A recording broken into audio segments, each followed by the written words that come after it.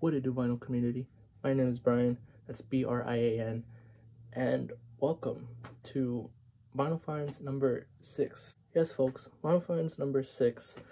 I can't believe it's been I think a month now since I last posted the last Vinyl Finds video. If you're new to the channel, welcome. If you've been watching the channel for a while now, welcome back. Each and everyone, thank you for clicking on this video. So yeah, I only have 5 records to show for this video, but so let me tell y'all what what's been happening. So I've had these records for I want to say about a month now. So basically, Record Store Day 2023, when was that? April 22nd or something like that. The week after, I decided to go to my local record shop because I felt guilty of not going. And it had been a while, so I was like, you know what, I need to pay a visit, pick up some records because I know they have some heat. And came home with 6. One I'm not going to show in this video because I want to make a video of like a certain theme. So I'm gonna wait a little bit until I acquire a few more records and then show or post a video of this certain theme that I'm going towards to. So I'm gonna show 5 of the 6 records that I picked up from my local record shop. And yeah, without further ado, let's get right into it. So the first one, actually these first 2, my local record shop posts Instagram reels showing the new arrivals, and then they always state new arrivals will be out on Saturday. That's when they put out the fresh vinyl, used and new. But yeah, these 2 I saw from their Instagram reel, so I was like, I'm going to see if they are like OG or early pressing. So this one I thought wasn't maybe like an OG because of the label on the album. I've had 2 copies of this record, and my dumbass decided to sell both of them like 2020, and these were okay. Let me show you all the record first, and then I'll explain. So I saw this at my local record shop when I went. This is Captain Beefheart's and his Magic Band Trout Mask replica. This is like I said, I thought this was on the straight. Turns out it's on Bizarre, which I think both labels came out around the same time, but this one on Discogs says that it's I think 70s pressing, like early 1970. I think it even says here, but anyways, this was priced at $30, and I thought it was a great deal to, bring home. And then I saw on the Discogs marketplace, this goes for, I think, more than 30. So I think the reason why it was priced at 30 was because of this like scratch on side 3, and I was scared because I did not inspect this this record at my shop. I don't know why. I was looking at all the other records, like I was checking out all the wax when I was there, except for the Trout Mask replica. If y'all don't know, Trout Mask replica, it's like this, like rock, garage rock, at least this record. But some tunes, I don't even know if you can call these tunes, but some of the tunes on here also have this like free jazz. Honestly, I think it's just Captain Beefheart just randomly blowing his, I think it's the saxophone, or Can't tell if it's the saxophone or the bass clarinet. So here it says that he plays bass clarinet, tenor sax, soprano sax, and he does vocals. Yeah, the bass clarinet is what you hear mostly on here. Anyways, like I was saying, I had 2 original copies back in 2020. One of them happened to be from my local record shop, and it was priced more than 30. It was like 100. But then I decided to sell it, to sell both of them for the same price. They were super clean, no ringware. One of them had the booklet, the other one didn't. I mean, it was something I'll probably never see again, or probably will, I don't know. Anyways, I guess the reason why I sold them was not because I didn't like it, but it was around the period where I was thinking of getting rid of my records. But anyways, yeah, a lot of people love this, a lot of people despise it. I'm in, like, I guess I'm in the middle of this, and for now I'm not going to sell it, because when I brought this home and I saw that it wasn't the original pressing, I was like, man, should I just take it back? No, I'm gonna keep it. It sounds good. Sonically, musically, it's, you know, some stuff is good, some is just like, okay. But yeah, this is like the one that I think this is the one that the first record that I saw there when I went. Alright, now getting into some jazz stuff. This one I think was priced at 20, and it's crazy because on the last Vinyl Finds video I was talking about the new shop, The Shop, that's also close to me. And I don't know if I mentioned this, but in the other one, so this record that I'm about to show y'all, The Shop has this record. It was priced at 60, so my local record shop had this for 20, and I think this one looks cleaner than the one at the shop. Anyways, this is Jim Hall Concerto. This is on CTI. As you can see, there's only like a few minor flaws, and it's like that right there. This is some killer stuff. Me personally, I'm still trying to get used to the side B, where they do Concerto de Aranjuez.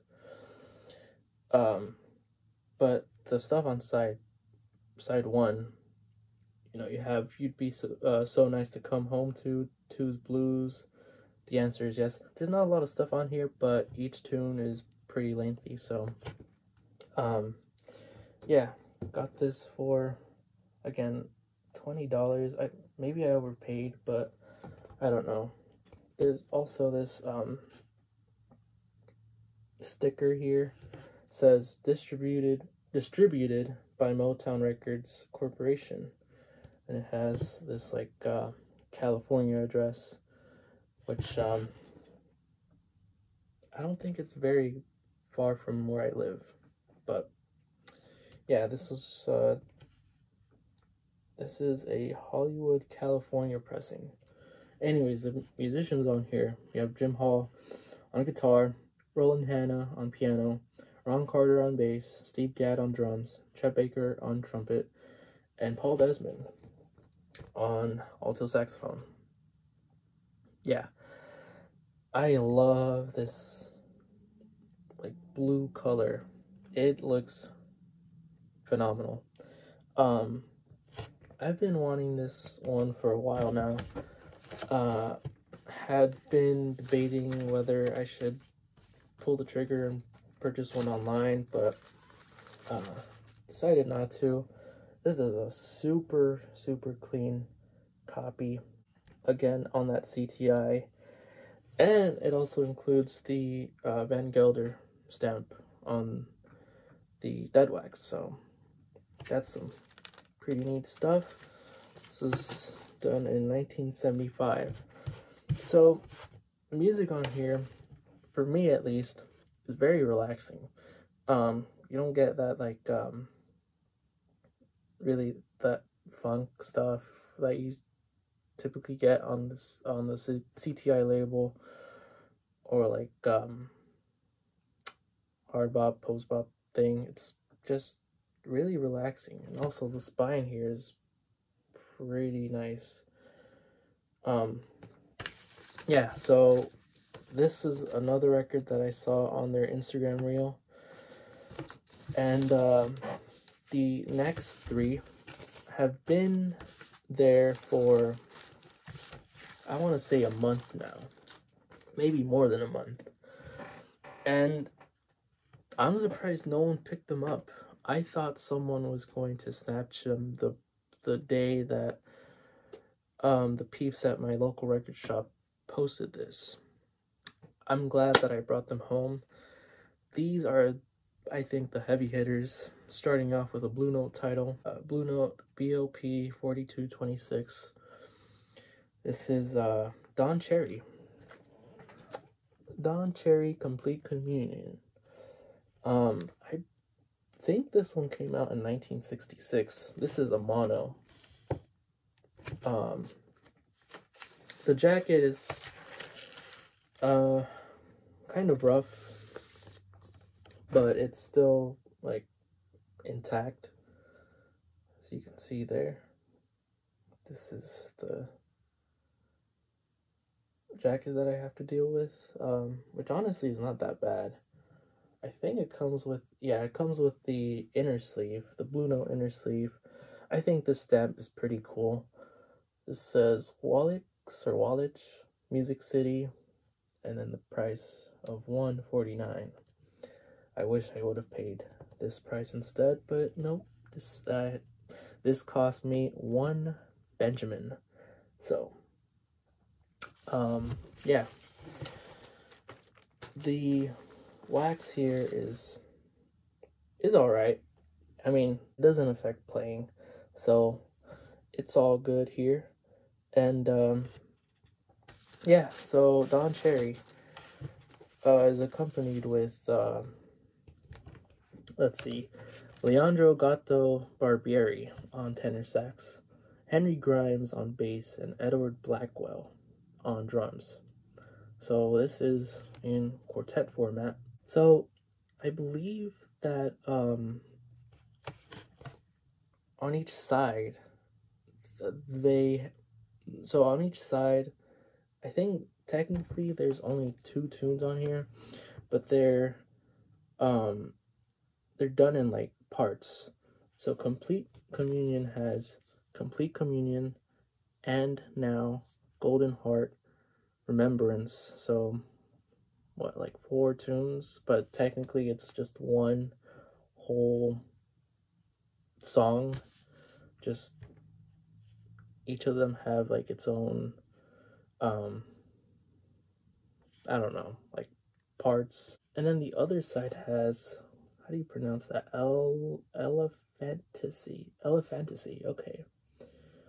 So yeah, I mean, this has been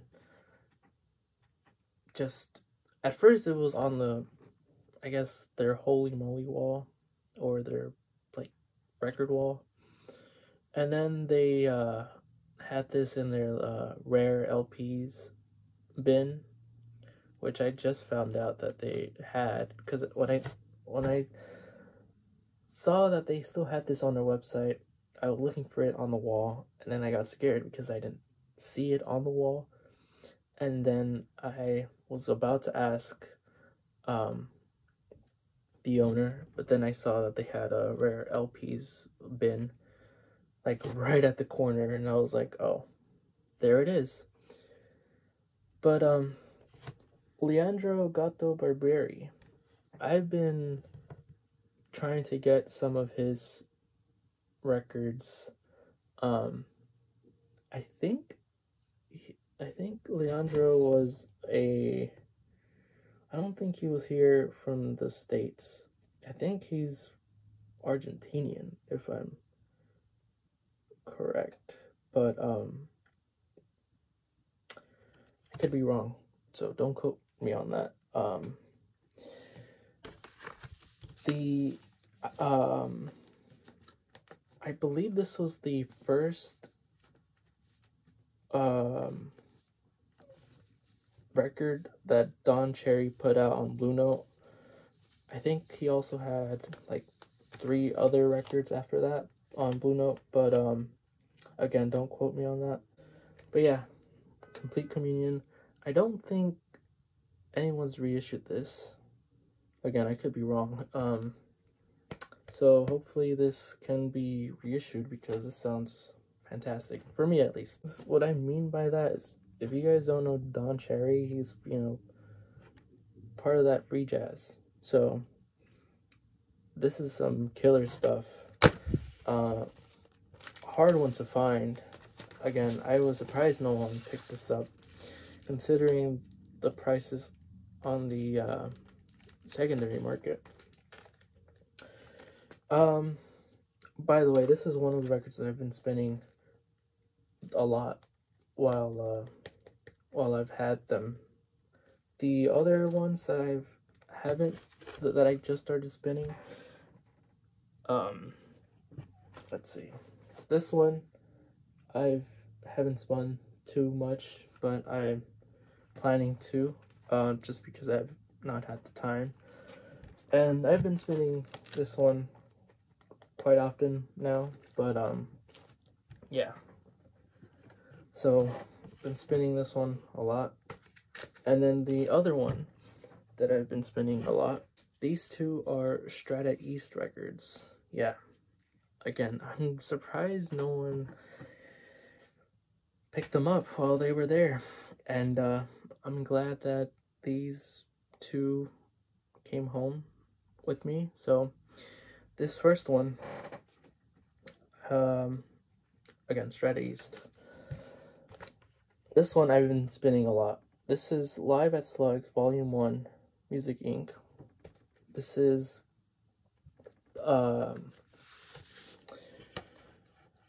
recorded in 1970. I think this was May 1st, 1970. Yeah, recorded. But this was done in 2 volumes. So this is Volume 1. I don't have Volume 2. And the musicians on here: Charles Tolliver on trumpet, Stanley Cowell on piano, Cecil McBee on bass, Jimmy Hops on drums. Again, this is quartet format. And I'm trying to like think of what to say. So this right here, I thought, man, this sounds fantastic, and it does. Don't get me wrong. But the next one that I'm about to show y'all, for me at least, topped this one. So, if you can find this, pick it up because it is really, really good. Again, this one is done 2 volumes, Volume 1, Volume 2, which I don't have. This is a super clean cover too. I think my local record shop graded this like near mint. It's as if no one's ever spun this. Super, super clean copy. I mean, this looks like it's never been played. And as you can see, it's on that Strata East. A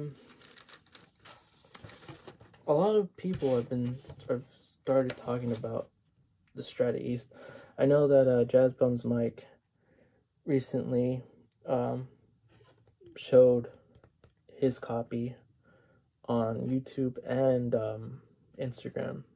This is one of the ones that I went after when I saw this at my local record store. And the next one, I think, is the creme of the crop. Again, this is one that I was spinning a lot. But I was surprised I didn't spin the other one as much until I spun it for the first time. These two Strata East, these were blind buys for me, so I didn't sample them online, is what I'm trying to say. Very happy to have this one. Last but not least, the other Strata East record that, again, I'm surprised I didn't spin this until recently, actually. Today is, let's see, what day is it today? Today is May 22nd. I spun this on Saturday.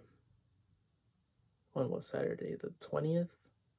And I've had this for about a month now. Again, I've just been very busy. But anyways, this is Charles Tolliver Impact. As you can see by the cover, it's not as good as the Live at the Slugs, but the music on here, whew, it's freaking killer. I so far my favorite Strata East release. I have not. I'm just starting to listen to the stuff on Strata East. Charles Tolliver, I believe, he co-founded Strata East, or Strata as a whole. But man. So yeah, this says Music Inc. and Orchestra. The orchestra has a lot of killer players, y'all. Not only that, but there's also like strings on here. Side 1, track 1 is awesome. It's called Impact. That's the first tune on here is literally the title of the album. And then the second tune, that's when the strings come in, and it, man, I just can't. Anyways, so you have some people on here. You have Charles Tolliver, Stanley Cowell, Cecil McBee, Reggie Workman, Clinton Houston, Clifford Barbero, Warren Smith, Billy Parker, Big Black, Charles McPherson, James Spalding, George Coleman, Harold Vick. Man, I mean, the list goes on. I can go on and on, but I'll let you guys see right here. I think when between this one, Impact, and Live at Slugs, when I first saw that they had the Strata East records, I think what caught my eye was the Charles Tolliver one, the orchestra one, Impact, the record that I'm holding right now. There are some small like scratches on this record, but doesn't affect playing. This one was released in 1976, but the session was recorded in 75. If you guys find this record in the wild and for a good price, pick it up. You will not regret it.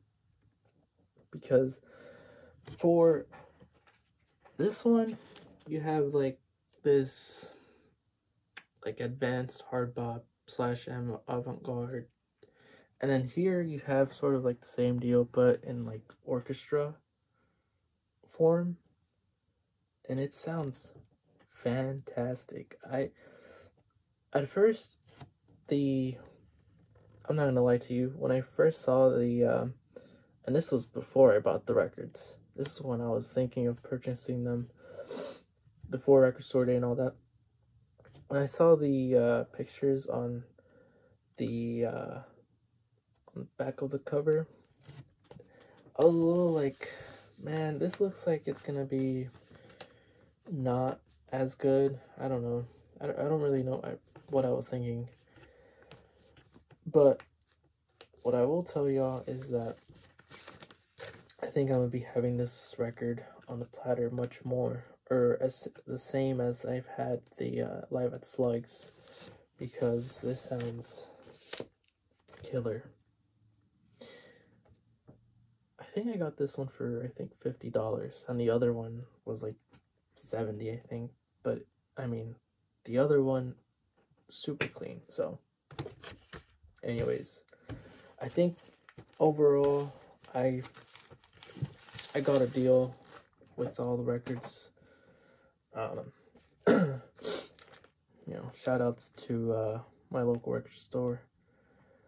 They're awesome. And yeah, that concludes the Vinyl Finds video. If you stuck around this long and this far, thank you so much. Truly appreciate it. And you know, if you enjoyed it, leave a comment, leave a like, subscribe, share it to your friends, family, whomever you think will be interested. And yeah, thank you everyone for watching, and I hope to see you guys in the next video. Take care.